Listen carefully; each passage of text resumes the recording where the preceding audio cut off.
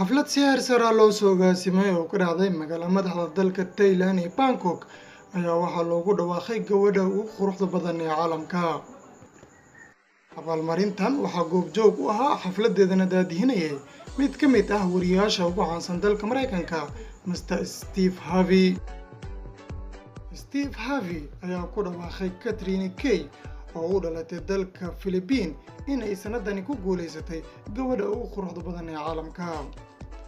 Abaalmarinta Miss Universe oo ah abaalmarin caalami ah ayaa sanad walba la qabtaa iyadoona abaalmarintani ay ku tartamaan gabdhaha ugu quruxda badan ee caalamka.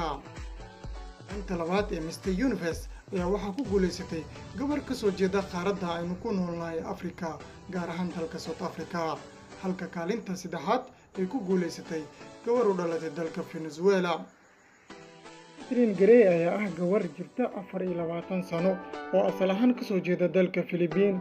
Gabadhani ayaa waxaa iska dhalay aabba Scottish ah iyo hooyo Filibiinees ah.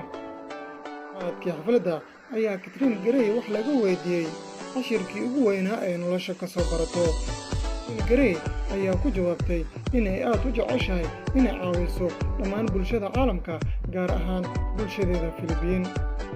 sheegtay inay leedahay hay'ad caawisa dadka tabaalaysan. Haddaba daawade, sidee u aragtaa ku guuleysiga ay ku guuleysatay Catherine Gray abaalmarinta gabadha ugu quruxda badan ee caalamka? Fadlan wixii talo iyo tusaale ah waxaad inoogu soo qori kartaan qaybta aaraada ee comments-ka.